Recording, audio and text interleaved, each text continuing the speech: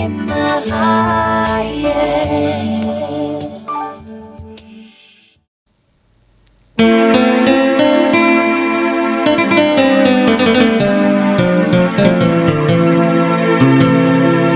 पवित्र मुझे बना दे प्रभु, शुद्ध मुझे कर दे प्रभु, ताकि तेरे जैसा दिखूं।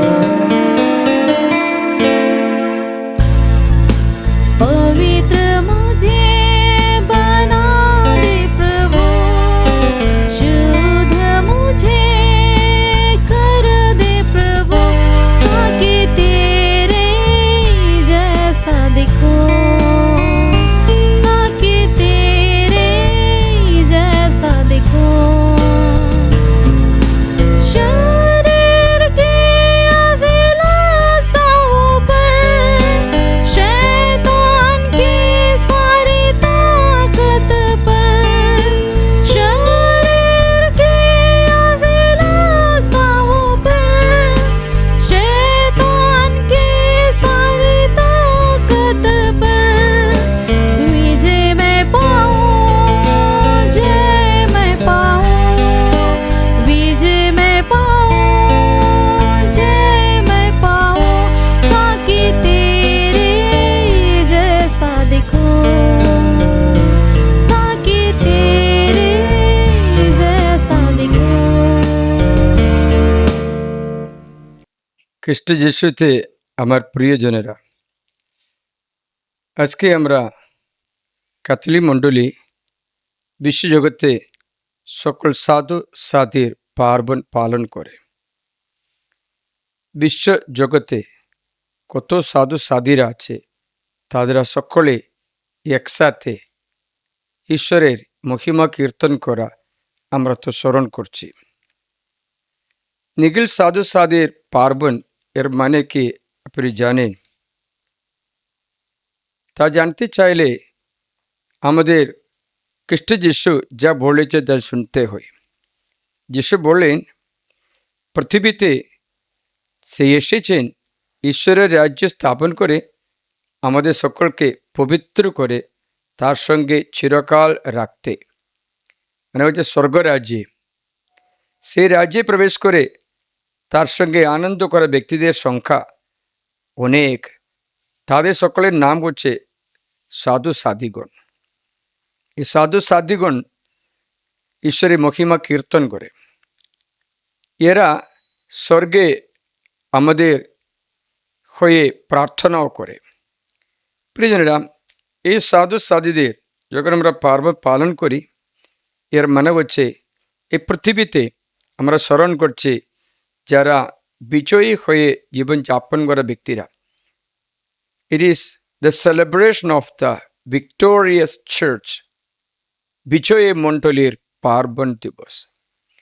এই জগতে এই বিভিন্ন পরিস্থিতিতে খ্রিস্ট যিশুর বাক্য মেনে চলে তারই রক্তে পবিত্র হয়ে বিজয়ী জীবনযাপন করে স্বর্গে পৌঁছে গেছে তাদের পর্ব। 3 রকম মণ্ডলী আছে। একটা হচ্ছে বিজয়ী মণ্ডলী, ভিক্টোরিয়াস চার্চ, মানে হচ্ছে পৃথিবীতে থেকে বিজয়ী হয়ে সাধু সাধু হয়ে স্বর্গে পৌঁছে যাওয়া ব্যক্তি।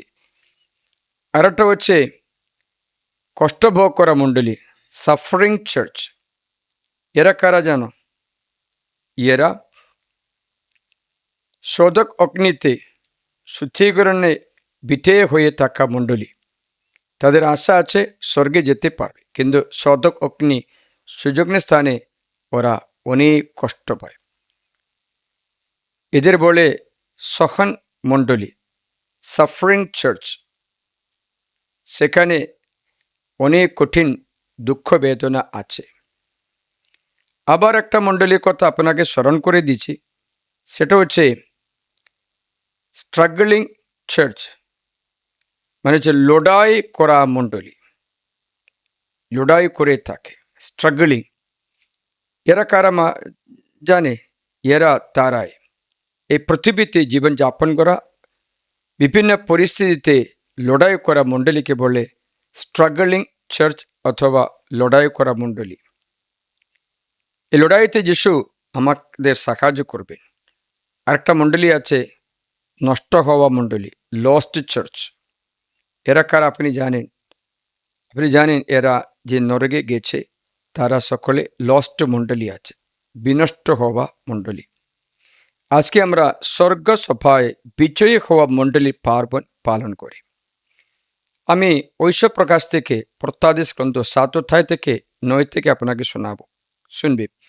তারপর আমি লক্ষ্য করলাম, আর দেখো প্রত্যেকটি জাতি, কান দিয়ে শুনবে, প্রত্যেকটি জাতি, হ্যাঁ, সান্তালি, বেঙ্গলি, মাদ্রাসি, মালয়ালি, ইউরোপিয়ান, সব দেশে জাতি, গোষ্ঠী, দেশ ও ভাষায় বিরাট এক জনতা, যা গণনা করা কারো পক্ষে সম্ভব ছিল না, শুভ্র পোশাকে পরিবৃত হয়ে খেজুর পাতা হাতে করে তারা সকলে সিংহাসনের সাক্ষাতে ও মেষশাবকের সাক্ষাতে দাঁড়িয়ে আছে।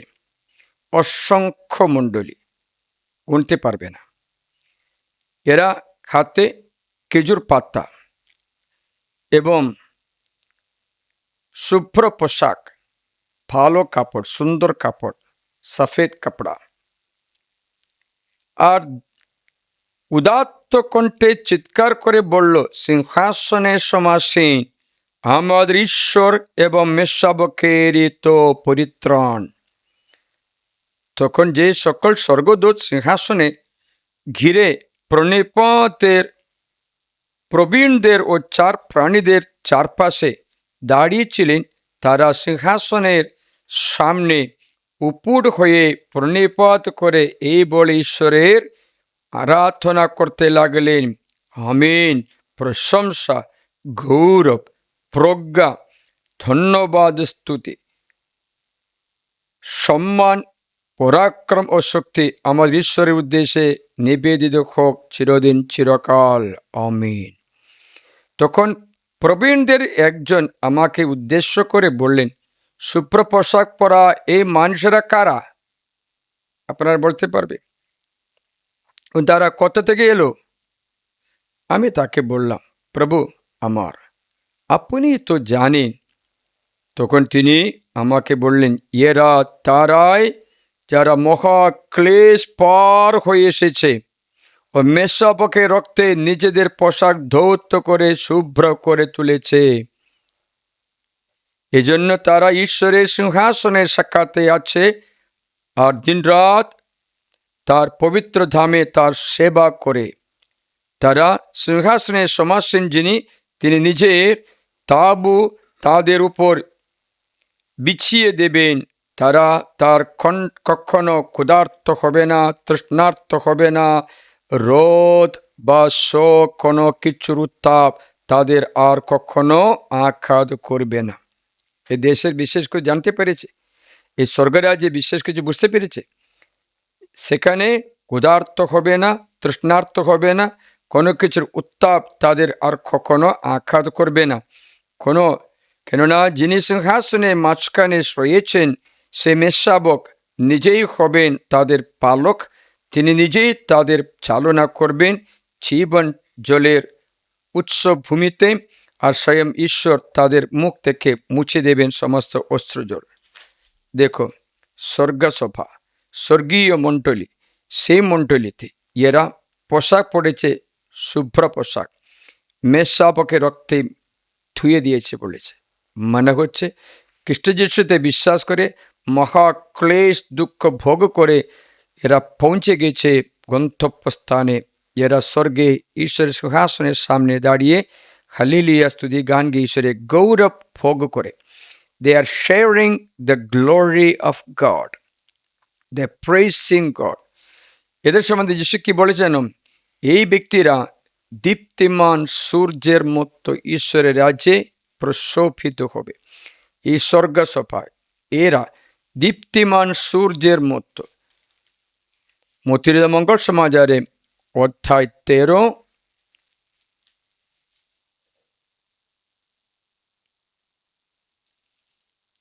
পদ সংখ্যা 47 থেকে, না আমি তোমাদের 42 শোনাই। ও তাদের সে অগ্নিকুণ্ডে ফেলে দেবেন, সেখানে হবে কান্না ও দাঁতের কষাকষি। মানে পরাজিত মণ্ডলীর কথা বলছে, পরাজিত মণ্ডলীকে নরকে নিক্ষেপ করা হবে। আবার সেখানে দাঁতের কষাকষি, অগ্নিকুণ্ড এবং কান্না। তখন ধার্মিকেরা নিজেদের পিতার রাজ্যে সূর্যের মতো দীপ্তিমান হয়ে উঠবে। যার কান আছে সে শুনুক।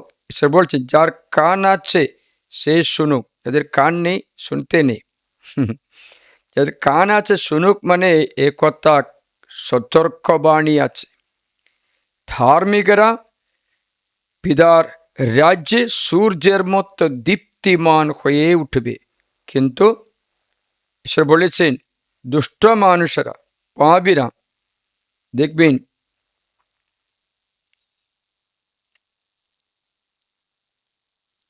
সুতরাং যেমন সামাখা সংগ্রহ করে তা আগুনে পুড়িয়ে দেওয়া যায়, অন্তিমকালে তেমনি ঘটবে।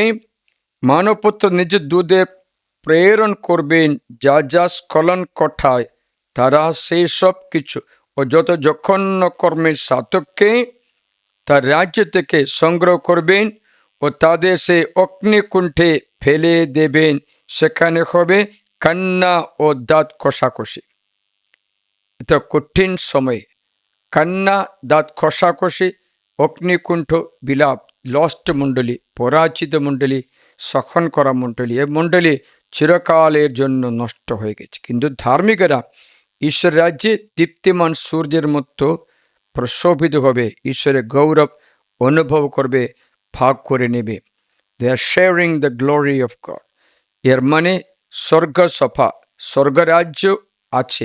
সেই রাজ্যে প্রবেশ করতে যিশু বলছেন কাল পূর্ণ হলো, ঈশ্বর রাজ্য এসে গেছে। মন পরিবর্তন করে মঙ্গল সমাচারে বিশ্বাস করো। মথির মঙ্গল সমাচারে অধ্যায় 5 আমরা যদি 10 পদ শুনি, সেখানে ঈশ্বর বলছেন ধর্মময়দার জন্য নির্যাতিত যারা, তারা এসে, কারণ স্বর্গরাজ্য তাদেরই হবে। ধর্মময়দার জন্য ভালো জীবন যাপন করেছে বলে তোমাকে অত্যাচার করছে, তারাই খুশি হো, স্বর্গরাজ্য তাদেরই হবে। আবার যিশু একটা কথা তাদের শোনালেন প্রজ্ঞা পুস্তকে অধ্যায় 3, এমনই একটা স্বর্গ সভার সম্বন্ধে বলছেন। তাদের কোনো যারা ঈশ্বরের রাজ্যে প্রবেশ করে শোনাচ্ছে, কিন্তু ধার্মিকদের প্রাণ ঈশ্বরেরই হাতে, কোনো যন্ত্রণা তাদের স্পর্শ করবে না। ধার্মিকদের আত্মা প্রভুরই হাতে, কোনো যন্ত্রণা তাদের আর নেই। সেই রাজ্যে প্রবেশ করা মণ্ডলীকে বলে বিজয়ী মণ্ডলী, নিখিল সাধু সাধিগণ।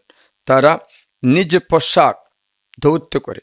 আপনারা বিশ্বাস করছেন কিনা পৃথিবীর পরে অনন্ত জীবন আছে? পৃথিবীতে মরণ বরণ করলে মানুষের জীবন শেষ হয় না। আমি পুরানো নিয়ম থেকেও একটা দৃষ্টান্ত শোনাতে পারি।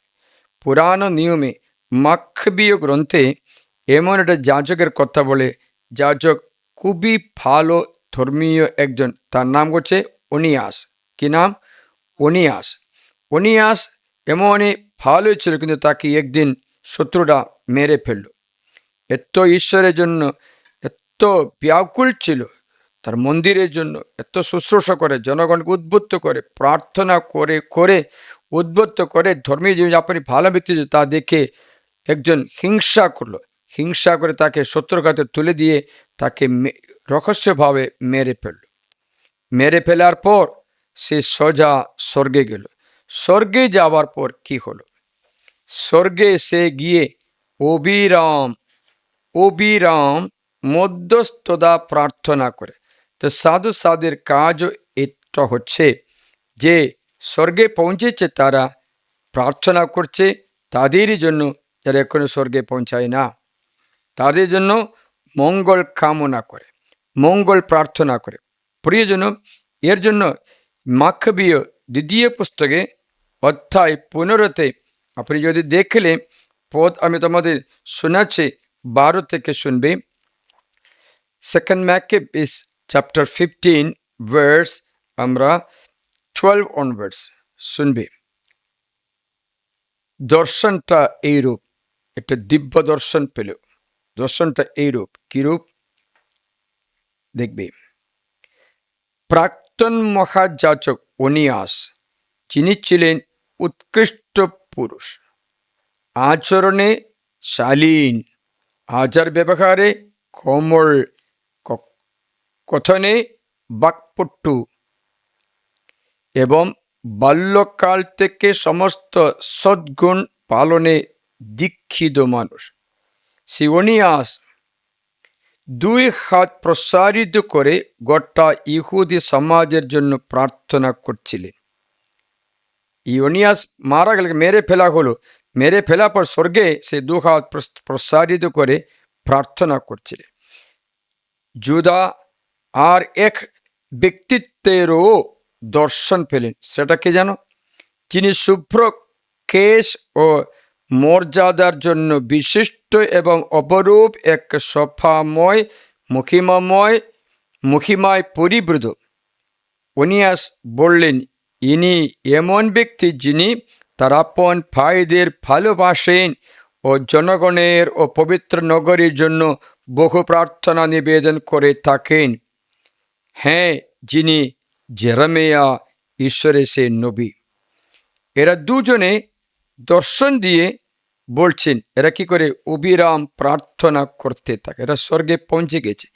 আপনারা জানেন, জেরেমিয়া নবীদের মধ্যে সবচেয়ে দুঃখ ভোগ করা ব্যক্তি জেরেমিয়া। জেরেমিয়ার মতো কষ্ট ভোগ করা কেউ ছিল না। জেরেমিয়া এত অত্যাচার করে লাস্টে তাকে মেরে ফেলে তার জীবন শেষ করে দেওয়া। ইসাইয়াকে ওরা করাত দিয়ে পেট কেটে 2 ভাগ করে মেরে ফেলা। এরা সকলে স্বর্গে বিরাজমান। মূসা সম্বন্ধে আমরা বলছি, এই নবী, এই ঈশ্বরের মনোনীত, সে স্বর্গে আছে। এলিও স্বর্গে আছে। এরা যিশু দিব্য রূপান্তরের সময় তাবর পাহাড়ে দেখা করতে এলেন। এরা স্বর্গে। প্রিয়জনেরা, এরা স্বর্গ সফায়, আনন্দিত সফা, চিরকালের সফা। সেখানে বাস করা সাধু সাধীরা, সেখানে আপনার চোখে মূল্যবান হয়, এই পৃথিবীর জীবন মূল্যবান হয়, তবে আপনি পৃথিবীর মতো জীবন যাপন করুন। জগতের আচার আচরণের মধ্যে লিপ্ত হয়ে থাকুন। আপনার চোখে অনন্ত জীবন, স্বর্গীয় জীবন যদি মূল্যবান মনে করো, আপনি জীবন পাল্টাতে হবে। প্রভুর বাক্য অনুসারে একটা নতুন জীবন যাপন করতে হবে। পুরানো মানুষকে ত্যাগ করতে হবে। পুরানো মানুষ সমস্ত কর্মের সঙ্গে ত্যাগ করতে হবে। নতুন মানুষকে পরিধান করতে হবে। তবে আপনি স্বর্গরাজ্যের অবকাশী হতে পারবে। স্বর্গ সফায়। তা তোমার লক্ষ্যটা কোথায় আছে, তোমার গন্তব্যস্থানে কোথায় আছেন পৃথিবীতে তুমি থাকতে, তা জানা উচিত। না হলে ধনী মানুষের কথা বাইবেলে লেখা আছে। ধনী মানুষ এবং লাসরের কথা, দুজনের কথা বাইবেলে লেখা। লুকাস মঙ্গল সমাজের 16 অধ্যায়ে ধনী মানুষ এবং লাসর দুজনে জীবনযাপন করে। একই পৃথিবী দুজনে ভোগ করে। একই পৃথিবীতে দুজনে থাকে। মনে রাখবেন, একই পৃথিবীতে আপনি আমিও থাকছি। মনে রাখবেন। তারপরে একজন এমনই পৃথিবীর সবকিছুর দিকেই তার শ্রদ্ধা ছিল। ভালো কাপড়, ভালো খাবার, ভালো ঘর, ভালো দাস দাসীরা, ভালো সেবা। এ কোনো দোষী আমরা বলি না, কিন্তু তাদের লক্ষ্য ছিল পৃথিবীর পার্থিব জীবন মাত্র। এক ধনী ছিল, সেই দামি রঙিন কমের পোশাক পরত। প্রতিদিন যাক জমকের মধ্যে ভোজ সভার আয়োজন করত। তার বাড়ির ফটকের পাশে লাসা নামে এক ভিখারি পড়ে থাকত। তার শরীরে ঘায়ে ভরা ছিল এবং সেই ধনী টেবিল থেকে খাবারের যে টুকরোগুলো পড়তো তা খেতে আকাঙ্ক্ষা করত। কুকুরেরা পর্যন্ত এসে তার ছেটে খেত। এখন দুজনের কথা আমরা জানি। একজনের লক্ষ্য ছিল স্বর্গ, আরেকজনের লক্ষ্য ছিল পার্থিব জীবন। দুজনেই একই পৃথিবী ভোগ করছে, একই পৃথিবীতে থাকছে। ধনী মানুষের ভালো কবরস্থানে নিয়ে গিয়ে মাটি দেওয়া হলো, সবাই প্রার্থনা করে মাটি দিয়ে হাত ধুয়ে চলে আসলো, যা মুড়ি খেয়ে বাড়ি গেল, জিলেবি মুড়িও খেয়ে বাড়ি গেল, যাও। কিন্তু এই গরিব মানুষের জন্য কোনো মাটি দেওয়ার কেউ লোক ছিল না, কারণ সে গরিব, ঘর নেই, কিছু নেই, সব কিছু অভাব মাত্র। তখন কি হলো, স্বর্গদূতরা এসে ওকে বয়ে নিয়ে চলে গেল স্বর্গে, আব্রাহামের কোলে নিয়ে গেল। সেখানে সে সান্ত্বনা পাচ্ছে। প্রশ্নটা এই যে, এক ধনী মানুষ পাতালে ভীষণ কষ্ট পাচ্ছে, তখন চোখ খুলে উপরে থাকার সময় দেখতে পেল লাসারকে। ও চিনতে পেরেছে, ও তাকে চিনতে পেরেছে। মানে হচ্ছে এই বাড়ির পাশে একবার মাত্র ভিখারি আসেনি, বারবার আসতো। তাহলে একবার আসলে কি করে চিনতে পারবে? কত ভিখারি আসে আসে চলে যাচ্ছে, লক্ষ্য করবে না। এই ভিখারি বারবার আসতো, তা তো পরিচয় হয়ে গেছে, চিনতে পেরেছে স্বভাবটা, ও ভিখারিকে চিনতে পেরেছে। স্বর্গীয় তার দেখতে পেয়েছে। তাহলে বলো, স্বর্গীয় শরীর কীরকম থাকবে? মঙ্গল, তোমার স্বর্গীয় শরীর কীরকম থাকবে? এই পার্থিব শরীর মতো থাকবে, এই রকমই থাকবে। বুঝতে পারছো? মেরি শরীর ওই রকমই থাকবে, একটুটুকু কালো চুল ফর্সা, ওই রকমই থাকবে। তুই চিনতে পারবে, মরে গেলে চিনতে পারবো। সাধারণভাবে মরে গেলে চিনতে পারবো না, পচে যায় না, কিন্তু নতুন শরীর একই শরীর মতো লাগবে, চিনতে পারবে। কি হলো, ঘটনাটা কি হলো? চিনতে পেরেছে, সেজন্য মরলো, তাকে মাটি দেওয়া হলো।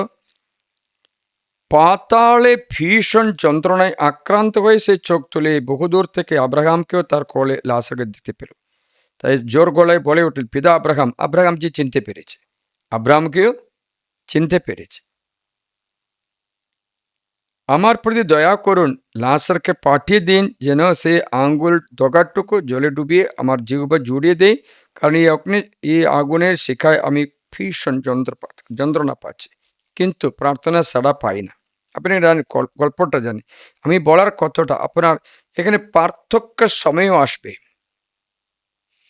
আপনি যখন এই পৃথিবীর মাত্র অন্বেষণ করে লাস্টে অন্তিম দিনে আপনি যেন কান্নাকাটি করতে যেন না পারে, এই ধনী মানুষের জন্য ভীষণ যন্ত্রণায় ভুগতে যেন না পারে। তাই ঈশ্বর আজকে নিখিল সাধু সাধে পালন করতে আমাদের আহ্বান করছে, আমাদের প্রেরণা দিচ্ছে, উৎসাহ দিচ্ছে। এই সাধু সাধের মতো আমরা প্রভুরই স্বর্গরাজ্যের অবকাশী করতে পারে, না হয় আমরা ধনী মানুষের মতো নরকেও যেতে পারি। ভালো মতো জীবন যাপন করে পৃথিবীতে কোনো দোষ ত্রুটি দেখা যায় না, তবুও লক্ষ্য স্বর্গ ছিল না, তার জন্য স্বর্গের জন্য কোনো পরিশ্রম করলো না, তার জন্য তার অবস্থা খুবই খারাপ হলো। প্রিয়জনেরা, এখানে আমরা জানতে পারছি বিজয়ী মণ্ডলী সেটা আমাদের লক্ষ্যের জন্য হয়, তবে আমরা প্রতিদিন তার জন্য পরিশ্রম করব। তখন আমাদের জীবনে কোনো কিছু হলে আমরা এই দৃষ্টিতে দেখতে শুরু করব। কি দৃষ্টিতে? স্বর্গীয় দৃষ্টিতে দেখতে শুরু করব। তাহলে আপনাদের জীবনে সবকিছু কষ্ট হলে কষ্ট মনে করবেন না। ছোট উদাহরণ বলে আমি আগে বলেছিলাম, কারো কারো মনে হচ্ছে, উদাহরণ বলে দিচ্ছি। আপনারা কখনো কেক খেয়েছে? এক পিস পেলে খাবার মনে জল আসবে, তাই না? সুন্দর কেক, বড়দিন আসছে, কেক সময় আসছে।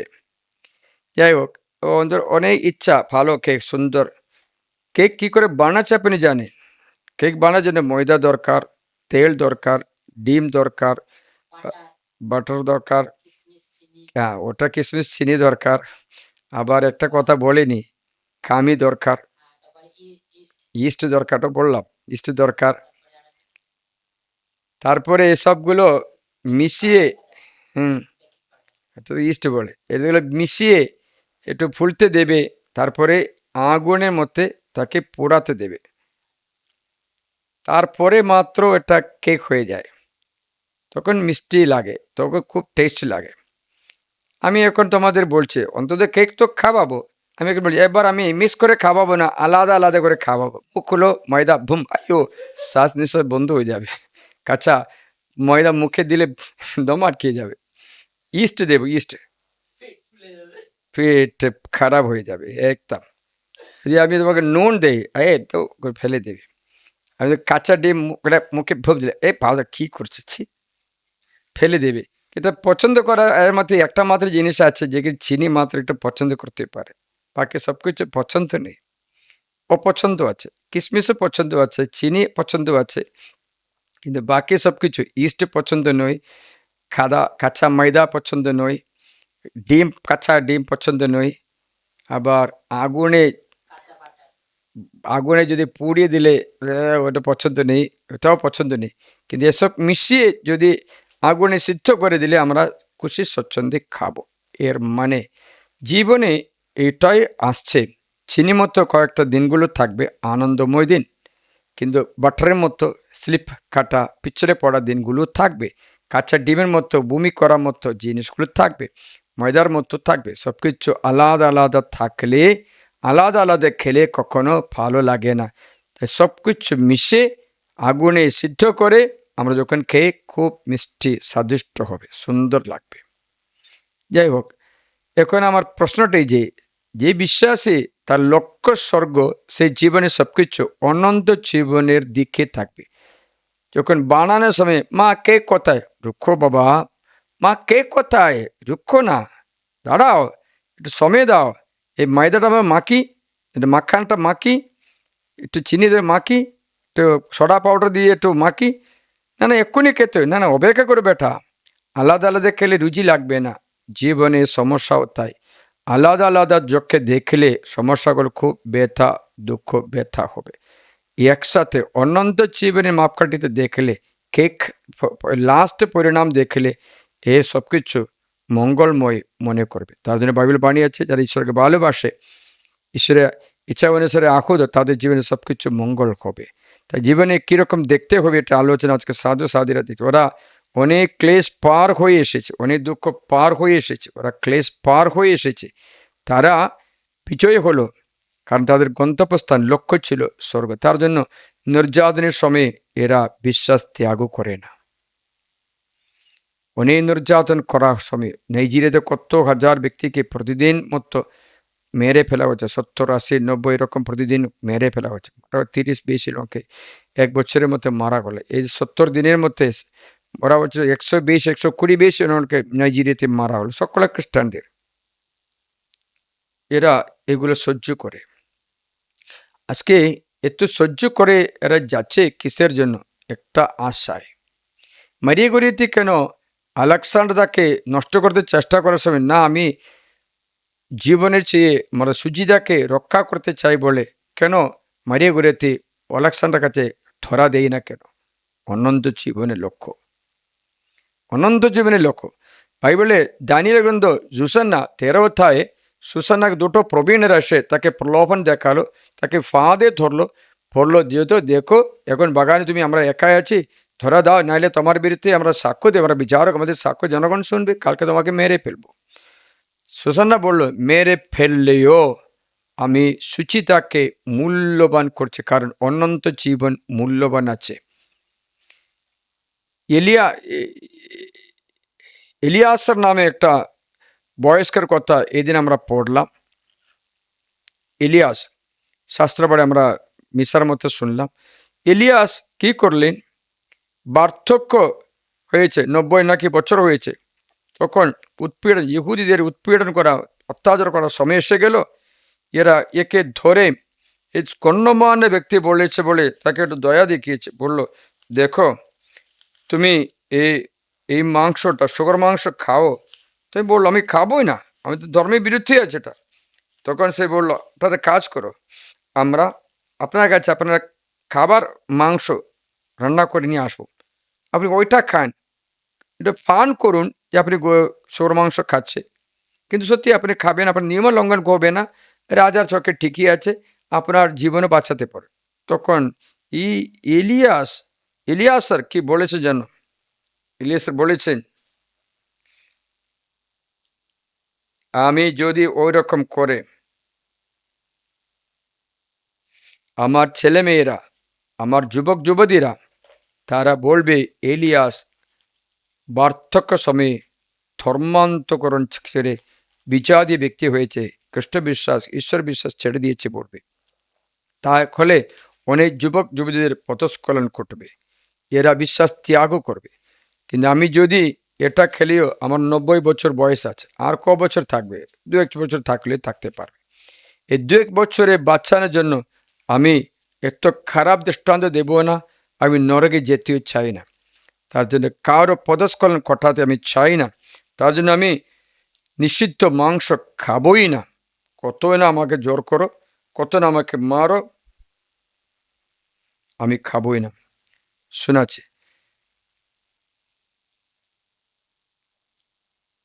এরা বলছিল, ইলিয়াসকে বলল, তবে এইভাবে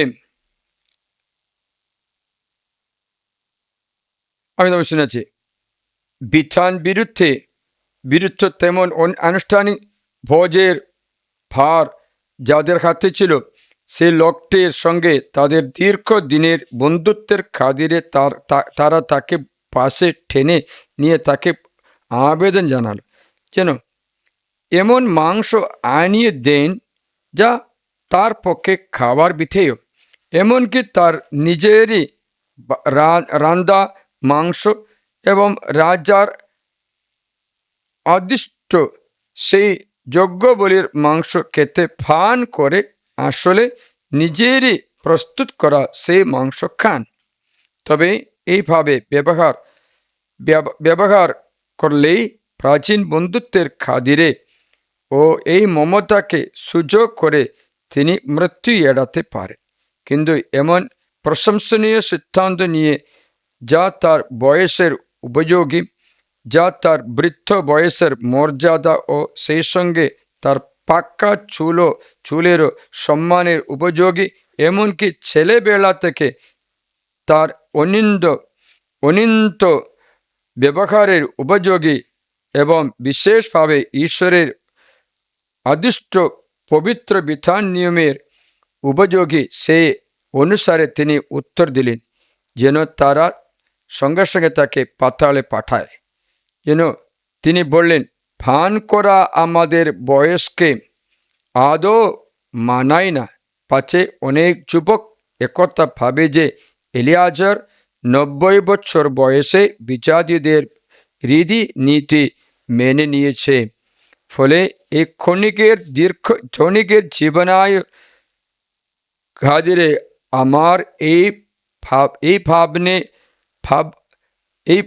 ভানের দরুন পাচ্ছে তারাও আমার কারণে পথভ্রষ্ট হয়ে, আর আমি আমার বৃদ্ধ বয়সকে অসম্মান ও কলঙ্কে চিহ্নিত করি। তা কি করলেন, ও মাংস খায় না, ওকে মেরে ফেলতে দিল, ওকে মেরে ফেলা হলো।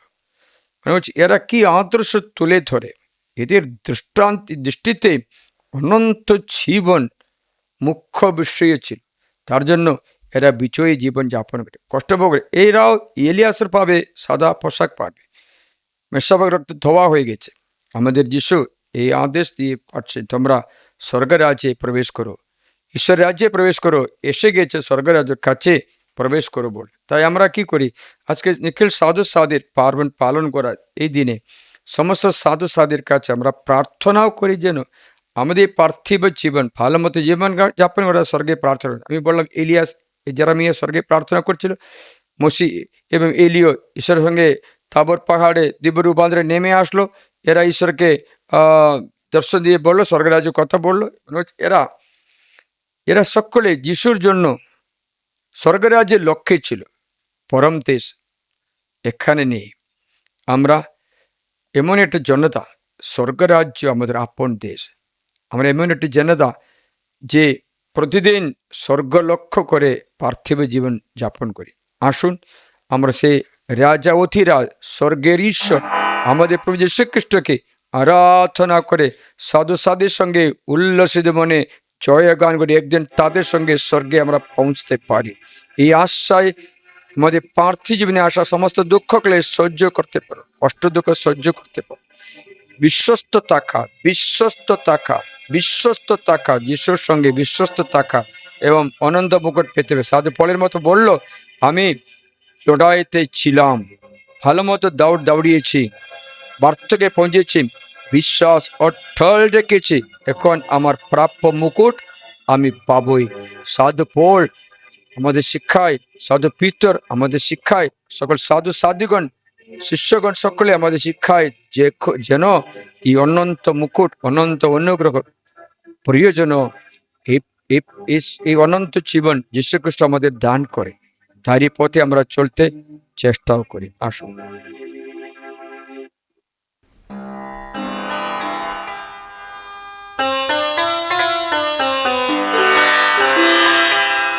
जीवित परमेश्वर की आराधना जिंदगी भर मैं करता रहूंगा।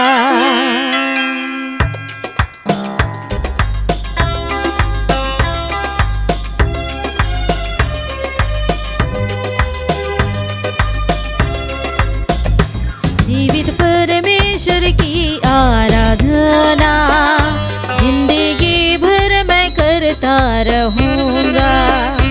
जीवित परमेश्वर की आराधना जिंदगी भर मैं करता रहूंगा। नया जीवन दिया यीशु, उस प्यारे को कैसे भूलूं। नया जीवन दिया यीशु, उस प्यारे को कैसे भूलूं। जीवित परमेश्वर की आराधना जिंदगी भर मैं करता रहूंगा। जीवित परमेश्वर की आराधना जिंदगी भर मैं करता रहूंगा।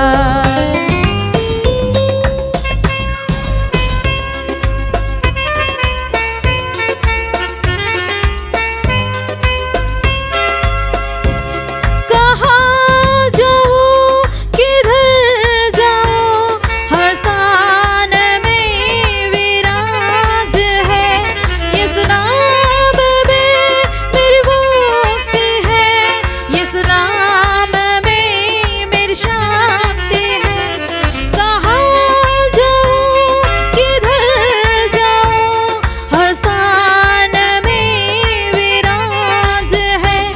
यीशु नाम में मेरी मुक्ति है, यीशु नाम में मेरी शांति है। मेरा जीवन का श्रोता है तू, सारे पृथ्वी का मालिक है तू। मेरा जीवन का श्रोता है तू, सारे पृथ्वी का मालिक है तू। नया जीवन दिया यीशु, उस प्यारे को कैसे भूलूं। नया जीवन दिया यीशु, उस प्यारे को कैसे भूलूं। जीवित परमेश्वर की आराधना जिंदगी भर मैं करती रहूंगी। जीवित परमेश्वर की आराधना जिंदगी भर मैं करता रहूंगा। तुझी प्रशंसा करी। Hallelujah, hallelujah, hallelujah. आराधना से महिमा। ओ प्रभु, আমরা এই পবিত্র দিনে সকল সাধু সাধুর সঙ্গে তোমার আরাধনা করি, স্তুতি প্রশংসা করি। Hallelujah, hallelujah, hallelujah, hallelujah. আরাধনা প্রভু, স্তুতি প্রশংসা প্রভু। আরাধনা hallelujah, hallelujah, hallelujah, hallelujah, hallelujah, hallelujah. Hallelujah, hallelujah, hallelujah. യേശുവേ আরাধনা। Hallelujah, hallelujah, hallelujah, hallelujah, hallelujah, hallelujah, hallelujah, hallelujah. യേശുവേ আরাধনা। Jesus have mercy. യേശുവേ আরাধনা, স্তুতি মহিমা। এই স্বর্গ সবার সঙ্গে আমরা ঈশ্বরের আরাধনা করি, অবিরাম আরাধনা, যেন এই স্বর্গীয় জীবন আমরা লাভ করতে পারি, পার্থিব জীবনে আমরা বিজয় হতে জন্য পারি। তাই জীবিত পরমেশ্বর কি আরাধনা একসাথে আমরা করি। जीवित परमेश्वर की आराधना जिंदगी भर मैं करता रहूंगा।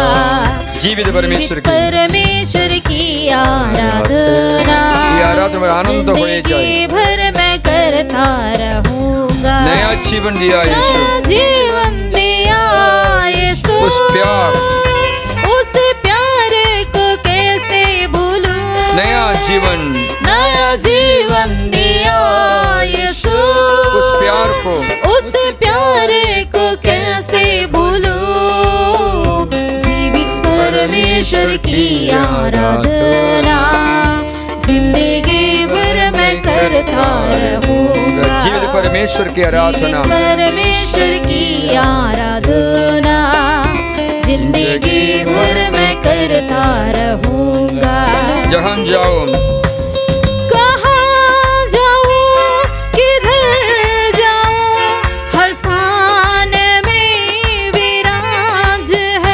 कहाँ जाओ, कहाँ जाओ, किधर जाओ, हर स्थान में विराज है। यस नाम में मेरी मुक्ति है, यस नाम में मेरी शांति है। मेरा जीवन का श्रोता है तू, सारे पृथ्वी का मालिक है तू। मेरा जीवन का श्रोता है तू, सारे पृथ्वी का मालिक है तू। साधु आगे से एक बार बोल लो, আমার জন্য তোমাকে সৃষ্টি করা আমার আত্মা তোমাতে পৌঁছ পর্যন্ত কোনো শান্তি মানে না। প্রিয়জন, ঈশ্বর আমাদের আনন্দ বিষয় হয়, ঈশ্বর আমাদের খুশির বিষয় হয়, কারণ আমরা অনন্ত জীবনের যাত্রা করার যাত্রী। আমরা মাতৃদেশের অন্বেষণের ব্যক্তিরা আছে। আমাদের জীবন পৃথিবীতে জীবন সমর্পণ করি, প্রভুর চরণে সমর্পণ করি, আরাধনা করি। কোনো বিষয়ে চিন্তিত করতে হবে না, শুধু প্রভুর চরণে সমর্পণ করি, আরাধনা করো। প্রভু বলছেন আমি সব যুগান্তদায়ী ঈশ্বর। এখানে একটা যুবকের কথা আমি শুনলাম। যুবক এই যে কোনো একটা বড় চাকরি পেতে, কোনো একটা সরকারি নৌকরি পেতে চেষ্টা করলো, পারছে না। তখন এক ফাদারের কাছে এসে বললো, ফাদার আমি একটু হতে চাই, কিন্তু পড়াশোনা কিছু করতে পারছে না। ফাদার বললো তুমি প্রভুর আরাধনা করতে শুরু করো। রোজ সে গিরিজায় এসে প্রভুর আরাধনা করে, মিশা বলিদান করে আরাধনা করতে তাকে সঙ্গে পড়াশোনা করতে শুরু করলো। এমনই প্রজ্ঞা পেল যে লাস্টে উত্তম উদ্দেশ্য পেয়ে, একবার চাকরি পেয়ে ফাদারের কাছে এসে বললো, ফাদার আমাকে চিনতে পারছে, আমি সেই ছেলে ছিলাম, আপনি আমাকে আরাধনা করতে শিখিয়েছে। এই আরাধনায় আমি আত্মসমর্পণ করতে শিখলাম, এখন মহান হয়ে গেছি, তো এই পৃথিবীতে পৌঁছে গেছি বললো। প্রিয়জনেরা, ঈশ্বরের আরাধনা, ঈশ্বর আমাদের কেন্দ্রবিন্দু হতে জন্য পায়। জীবনে সব কিছু সারেন্ডার করি, পৃথিবীও মঙ্গলময় হবে। তার জন্য দুটো হাত তুলে জীবিত পরমেশ্বরকে আরাধনা করি। जीवित परमेश्वर की आराधना जिंदगी भर मैं करता रहूंगा। जीवित परमेश्वर की आराधना जिंदगी भर मैं करता रहूंगा। नया जीवन दिया यीशु, उस प्यार को कैसे भूलूं। नया जीवन दिया यीशु, उस प्यार को कैसे भूलूं। जीवित परमेश्वर की आराधना जिंदगी भर मैं करता रहूंगा। जीवित परमेश्वर की आराधना जिंदगी भर मैं करता रहूंगा। খ্রিস্ট যিশুর নামে আশীর্বাদ করে প্রার্থনা করি। প্রিয় যিশু, আমাদের ছেলে মেয়েদের আশীর্বাদ করো। আমরা ঈশ্বর ভীর জীবন যাপন করি, ভক্তিপূর্ণ জীবন যাপন করতে পারি। সকল সাধু সাধুগণ আমাদের জন্য প্রার্থনা করো। সাদি মাদার তেরেসা, সাদি আলফোনসা, সাদি এউপ্রাসিয়া, সাধু ভিনসেন্ট ডি পল, সাধু ডন বস্কো, সকল সাধু সাধুগণ, সাধু ফ্রান্সিস আসিসি, সাধু ফ্রান্সিস ডি সালেস, সাধু ফ্রান্সিস সেভিয়ার, আমাদের আগে স্বর্গে পৌঁছেছ তোমরা, তোমাদের মধ্যস্থ আমরা চাই। ওরা অবিরাম মধ্যস্থ করে, কারণ ঈশ্বর বলেছেন ওরা স্বর্গে অবিরাম মধ্যস্থতা প্রার্থনা করে। এদের মধ্যস্থ আমরা চাইতে পারি, আমাদের জন্য ওরা প্রার্থনা করবে। তার জন্য আমরা সাধু সাহেব মধ্যস্থ যাচনা করে ঈশ্বরকে আমাদের নিবেদন সমর্পণ করি পিতা ও পুত্র পবিত্র আত্মার নামে আমেন। হাটবাদ করে সাক্রামেন্টে আশীর্বাদ গ্রহণ করুন। সর্বশক্তিমান পরমেশ্বর তোমাদের আশীর্বাদ করুন। এই পবিত্র সাক্রামেন্ট এই রশ্মি তোমাকে বাঁচিয়ে সুস্বাস্থ্য দান করে তোমার পরিবার তোমার ঘর যেন এই ক্রুশের আশীর্বাদে এই সাক্রামেন্টের আশীর্বাদে পরিপূর্ণ হোক। তোমার ছেলে বা মেয়ে তোমার জীবন পাত্র মাত্রে রোগগ্রস্ত ব্যক্তিরা সুস্থতা লাভ করতে এই প্রার্থনা এই আশা যাচনা করি যীশু খ্রিস্টের নামে সকলে যেন সুস্থ হয়ে যায়, সকলে যেন আশীর্বাদ লাভ করে পিতা ও পুত্র পবিত্র আত্মার নামে आमीन। हे परम पवित्र ঐশ্বরিক সংস্কার प्रति मुहूर्ते प्रशंसा धन्यवाद तुम्हारी हो, পিতা পুত্র পবিত্র আত্মা জয় হোক। যেমন আদিতে হয়তো এখনে তেমনি হয়, এম যুগে যুগে চিরকাল হবে। हे আমেন। परम पवित्र ঐশ্বরিক সংস্কার प्रति मुहूर्ते प्रशंसा धन्यवाद तुम्हारी हो, পিতা পুত্র পবিত্র আত্মা জয় হোক। যেমন আদিতে হয়তো এখনে তেমনি হয়, এম যুগে যুগে চিরকাল হবে। আমেন। জীবিত পরমে